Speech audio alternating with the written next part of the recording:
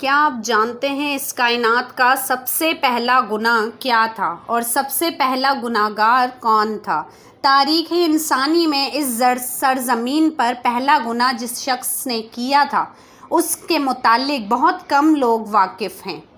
حضرت آدم علیہ السلام کے اس دنیا میں تشریف لانے کے بعد آپ علیہ السلام کے ایک بیٹے نے آپ کے دوسرے بیٹے کا قتل کر کے تاریخ انسانی کا سب سے پہلا گناہ کیا تھا۔ وہ قاتل کون تھا، یہ قتل کیوں ہوا تھا اور وہ معصوم مقتول کون تھا؟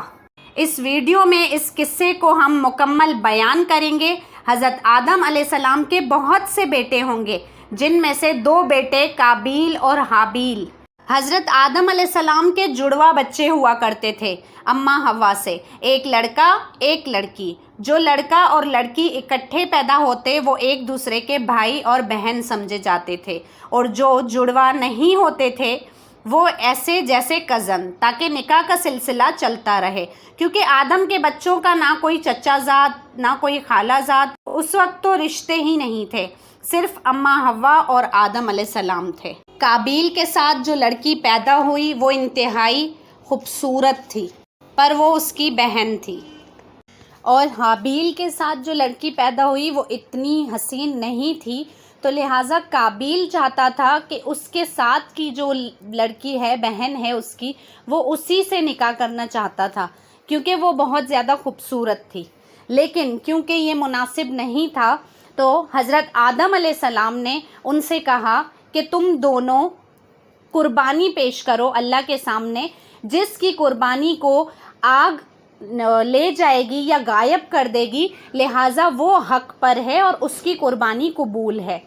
تو دونوں نے قربانی کرنے کا فیصلہ کیا۔ قابیل جو کہ کھیتی باڑی کرتا تھا تو کچھ کھیتی باڑی کا سامان لے آیا قربانی کرنے کے لیے، اور حابیل کیونکہ بکریاں چراتا تھا تو وہ کوئی بکری یا دمبا لے آیا قربانی کے لیے۔ دونوں نے قربانی پیش کی،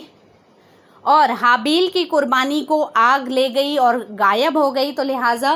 حابیل کی قربانی قبول ہو گئی، اور یہ بات قابیل کو بالکل پسند نہ آئی، اور قابیل نے فیصلہ کیا اور اپنے بھائی حابیل سے کہا کہ میں تمہیں قتل کر دوں گا، اور حابیل نے اسے کہا کہ اگر تم مجھے قتل بھی کر دو گے